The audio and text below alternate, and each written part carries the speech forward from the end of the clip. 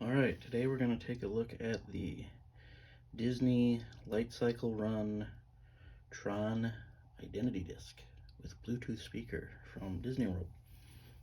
Now I didn't get to go to Disney World to get this. I got this off eBay. I just didn't think that this was ever going to probably show up on the Shop Disney store. It might, but I didn't want to take a chance. It's exciting to get something new from Tron Legacy in 2023. I was pretty sure that was never going to happen, but here we are. New Tron toys, new Tron props. It's really exciting. So let's take a look at this.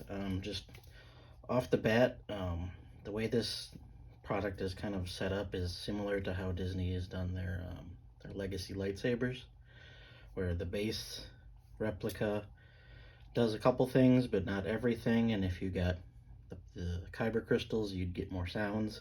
This kind of works the same way, where the identity disc as is has a couple features, but it doesn't do everything. If you get separate identity chips and put those in there, you get more character sounds and lights. So in this review, I'm just looking at the identity disc as it is, just out of the box. I do have a couple of those chips on the way, and I'll do follow-up videos when I get those, but for now we'll just go over this. So it comes in kind of a open box. It's a cool box. Just says Tron, doesn't say Tron Legacy or Light Cycle Run or anything, just generic Tron. I'm not sure if that's a new logo. It looks a little different with like an italic, but interacts with identity chips. Light change color when identity chip is inserted into identity disc. And it tells you it's got a Bluetooth speaker. Some cool image there of the light cycle. And on the back, kind of just another rundown of some of the features.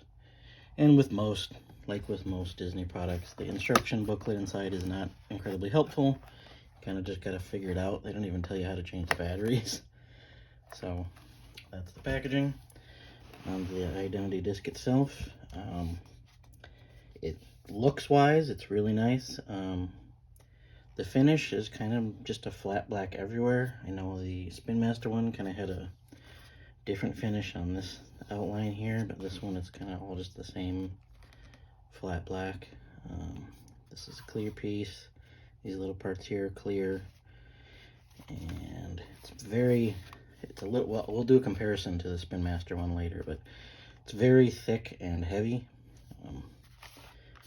And on the other side, they actually did a decent job of covering the screws. There are some screw hole covers here, and these ones are visible because that's where you change the batteries. Basically, you just unscrew that. It doesn't come out entirely, but it comes loose, and you just kind of push this whole plate up, and it slides out, and there's a AA battery there and a AA battery there. Same with here, so it runs on 4 AA batteries. There you get your copyright junk. That is the chip slot. I was kind of surprised it's just open. There's not like a dummy cover for when you don't have one in there. It's just kind of open, and you can see contacts in there, and so that's just kind of how it comes as is. Here's the speaker, which is a very loud, very good speaker, which is good considering it's also supposed to be a Bluetooth speaker. So it's nice that it's a good speaker. I don't know how long it's going to last on 4 AA batteries, but so here's the power switches. You've got Bluetooth, which just puts it into Bluetooth connecting mode, off and on. So you can't quite get your fingers all the way around it. Like I said, it's quite a bit bigger. It's really thick right here. So before we go into the features, I'll just do a quick size comparison. So there's that one, and here's the original 2010 Spin Master one. Still really like these, and it is quite a bit bigger, and as you can see, definitely thicker.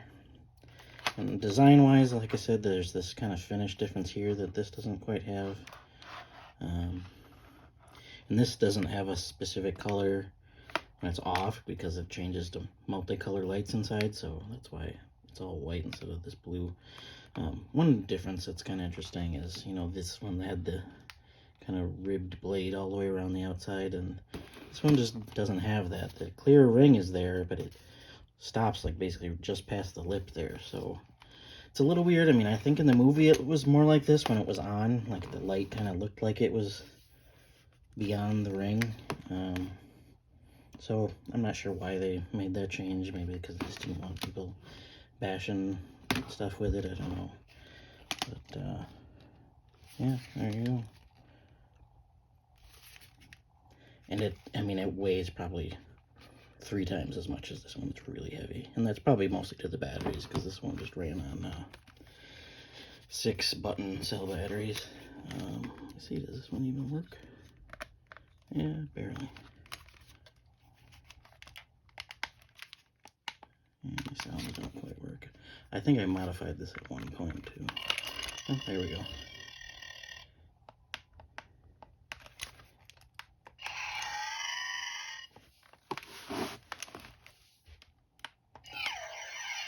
So that was pretty much all the sounds we got out of this one. It wasn't a lot. So let's go here and turn it to the right first. I don't know if you can tell, but that is incredibly loud. So there's several LEDs in here, as you can see. They're not quite evenly spaced, but so yeah, this has motion activated sounds. So even just holding it here, so there are not lights on this bottom ring, unfortunately.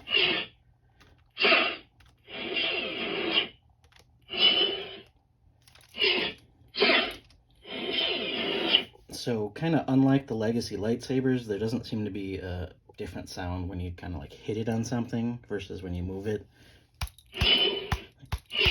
Kind of all the same sounds. And unfortunately, when you hit the button, I think it's just more of the same sounds.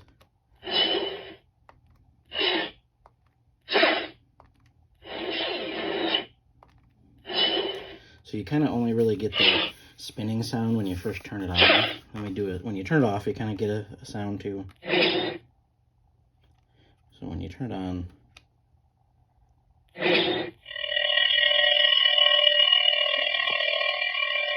you get that cool spinning sound, but that's kind of the only time you get that.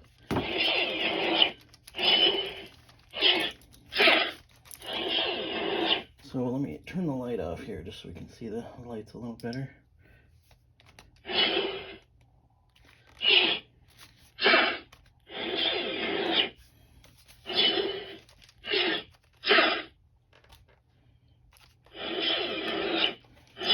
Just a little comparison here. This one was so dull, I think my batteries are also dead.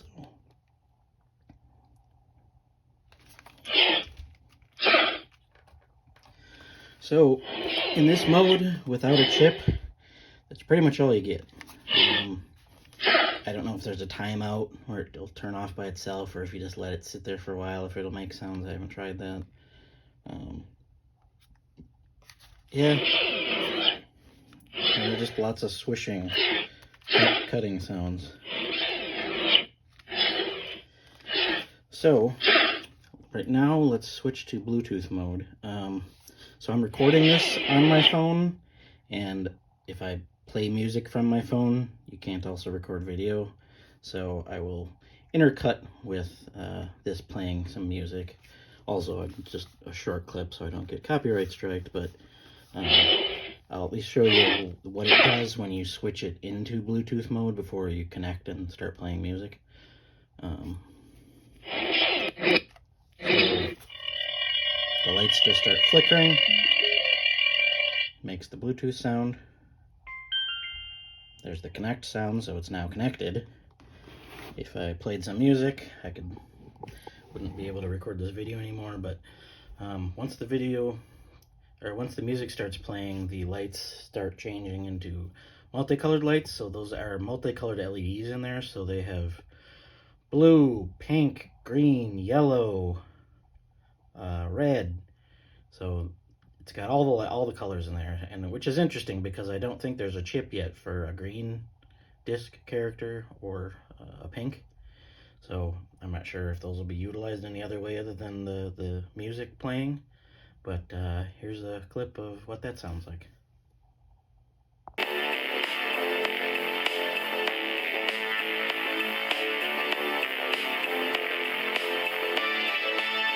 Wasn't that fun? So we can go ahead here and switch it back to play mode. Now another interesting thing is when the music is playing, you can still hit the button and it'll just kind of interrupt the music and play the swishing sounds. But when you motion move it, it doesn't react in any way when it's playing the music. So yeah, that's pretty much it. Is it worth, $100 upcharge on eBay? I'm not sure. I mean, in the store it's about $70, I think. It's probably a better price. It'll be a lot more fun when you have other chips and you can hear the voice clips from like Clue and Tron and Cora and Sam. I just kind of wish it came with like default sounds of a character somehow, or just a basic chip instead of just nothing. I'm not missing it in the package or anything, and the package is pretty basic, so yeah, either way though, it's nice to have another option versus these, which are now, $150, $200 now. So, which is more accurate size-wise, I'm not really sure. I mean, this feels more like an adult prop, where this feels a little more like a toy, but at the same time, this is a lot easier to grab than this, so which one's closer to the real thing, I'm not quite sure. But it's cool to have both, I think. I mean, different characters could have different discs, so yeah, there you go. Let me know if you have any questions, leave comments, and I'll try to answer some of them when I do the follow-up with the additional chips. End of line.